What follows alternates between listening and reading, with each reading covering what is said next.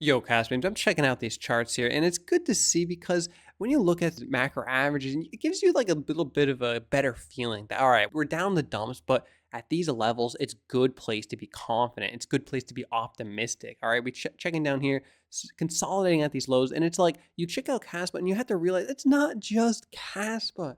It's not just Caspa. Caspa performs on average, about on average, a little above average of the top 100 crypto. Then you check out the others for finally flattening out, breaking out from this macro downtrend, breaking out in a sense that we are flattening. Okay, we didn't break out upward, but we broke out on a horizontal price level, which is good. Okay, this is the floor that we love to see with respect to Bitcoin. What does that mean? It means that altcoin season, it's all right. We don't know exactly when it's going to come, but it's going to come. And this level here, flattening out at this bottom, means that, all right, the hype around Bitcoin, it is fading in this hype, and it's now going to transfer the money, liquidity is going to transfer to the actual technology that could lead to mass adoption, not just the Bitcoin and Ethereum with all the ETFs and all that with the institutional money. But now we're going to be looking long term, looking forward for the mass adoption. That's where Caspa is going to come into play. Okay, super fair average, macro average, you see around 10 cents. That's on the macro time frame. Again, we look over here, again, that 10-cent mark. It's something like everything below this is a phenomenal opportunity, especially down to 3 cents. That is 3x to go to its average, a macro average price. So you can't be getting a better opportunity than right here. So it's not to say there won't be volatility, because that's what you see at these levels. Flatlining volatility, it's normal. Gold being gold, we'll see how it does. You know, they had a crazy FOMO wick on the top, FOMO wick on the bottom, and now we're kind of averaging out in the middle. We'll see what it does. It may continue to rise. It may stay steady around 5,000 range, 5,400, just 5,000. That's my estimate. It's going to just be volatile around these two wicks. Okay, we check out now with Bitcoin with respect to gold. Now this chart is phenomenal. And it's very, very, again, it gives you a big picture view when you look at, all right, hard money with respect to hard money. This is what you have to really keep in mind. And the level that Bitcoin is right now, and with respect to gold, it couldn't be looking better. Okay, so when you look at things like, okay, yeah, there's certainly a chance for Bitcoin to drop down to 50,000. There's certainly a chance. But is it going to happen? Just look at it with your own eyes. The level of how oversold Bitcoin is with respect to gold it's never been this oversold. Okay, so that's one thing. But now we take a look at the macro, not just the moving average, but also this macro flat trend line. Right, this trend line, it's been tried and true from back down to 2016. Every single time it's gone below and even touching, it represents that bear market low. Here it just went up, just basically grazed it. And here we are, went a little below and basically grazing it. Okay, and now looking at this deep moving average as well. So it's another indicator to keep in mind. So we're currently below this moving average. In the past, it's used as support. So the fact that we are below it, again, highlights how undervalued Bitcoin is with respect to gold.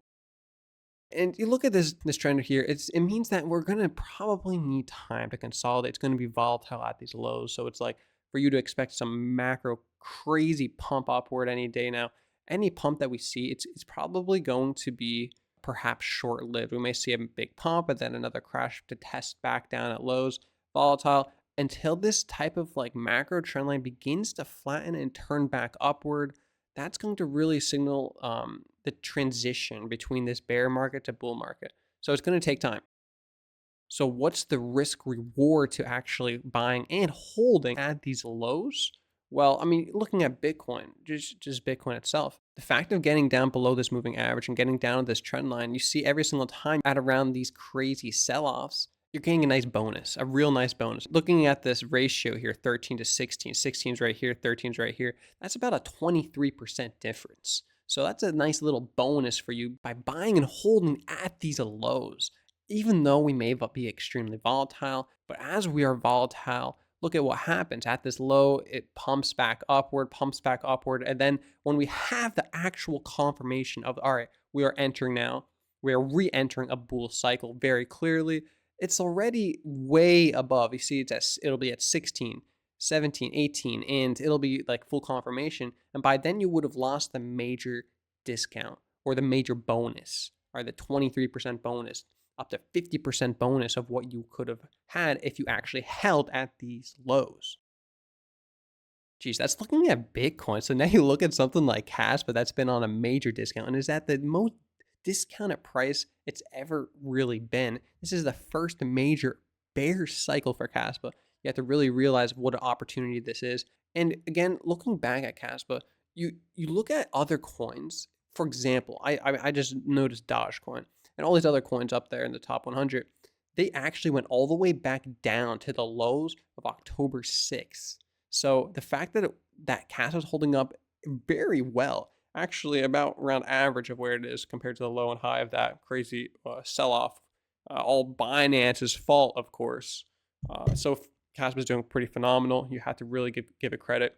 And all that's building, all that's coming this year, 2026, mid 2026, end of 2026, it's phenomenal. Like I never could have believed the timeline on all this development was going to be this soon.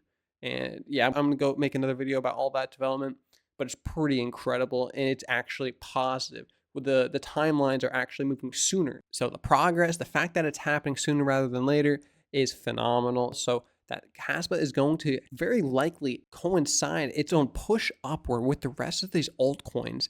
With the major development releases, this could make Kaspa be the #1 leading altcoin of this coming alt season or crypto bull season.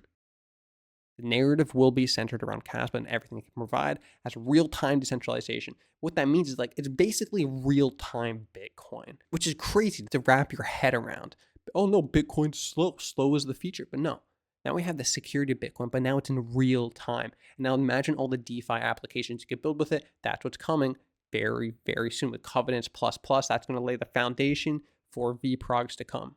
In Dagnite, end of 2026. You gotta be excited. You gotta be ridiculously excited. You have to be loading your bags as much as possible at these lows. If you're not, well, you'll be missing your discount. You'll be missing the bonus, which isn't very cool. As well, looking at Nacho, how it flatlines with respect to Kaspa, it continues a flatline, slightly moving upward, which is good to see. And it's pretty phenomenal how these two things work. I mean, it's a derivative. It's not just any sort of like meme coin. People see meme coins as like scam, scam, scam. Certainly, most meme coins turn out to be scams, and they are scams, and they're not in it for the long term. But when you look at something like Nacho and the derivative, I mean, how it launched, the community behind it, the team behind all the contributors, and what they're actually building, the partnerships, the liquidity behind it, and the actual utility. All right, they're building a whole protocol on the Kaspa L1. They're building a content creation protocol that you can be able to create web pages, articles, posts, even videos, and put it all on the block DAG. Retrieve it also from the Kaspa block DAG. It's a long-term vision in mind. So that's why you really have to choose your leverage wisely. If you're going to be leveraging on a centralized exchange, you're going to be paying hefty fees. You're going to have liquidation prices. And it's just not going to be worth it long term. If you want to leverage your Kaspa long term, look at the leading derivative. Look at Nacho the Cat. I continue to endorse it for good reason.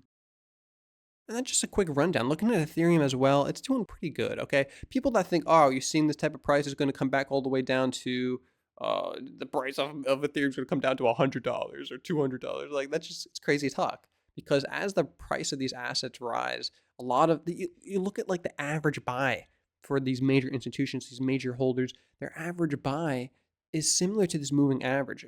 Okay, there's actually a trend you could look at in actual indicators of the average long-term and average short-term entry price. But that's what that moving average also represents, is that deep, deep average. When you get down at this level, it works as a floor. You buy in at this floor and you're getting a good bang for your buck down here is what I'm basically trying to say.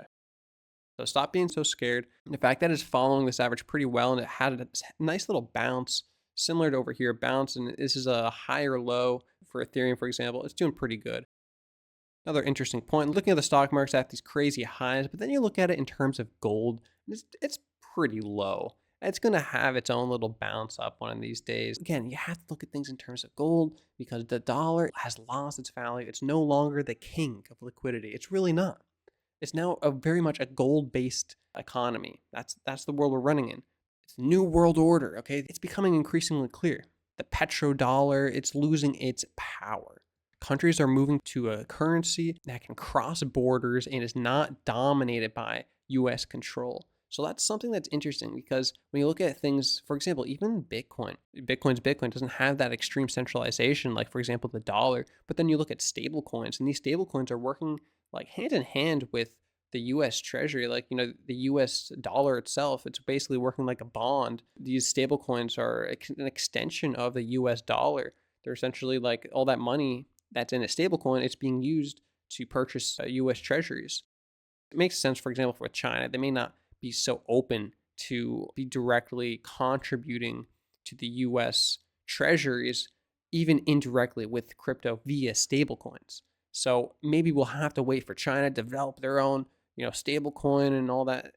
But at the end of the day, it's like, who cares about these stablecoins? You have the asset itself. You have Bitcoin, you got Caspa, and Caspa is the most decentralized a crypto can possibly get in every sense. Literally, from the mining point of view, the coin distribution, Caspa is more fairly distributed, the coin supply in the top 100 wallets than Bitcoin when Bitcoin was this young. Even for like a prediction market with the oracles, the miners themselves being voters, it's very technical and very incredible, the technology that is going to be developed from how the block DAG works. Everything will run through this block DAG, and you will see mass adoption will simply be an effect of this incredible technology. All right, happy Ramadan to anyone that celebrates. Ramadan Mubarak. On that note, peace out.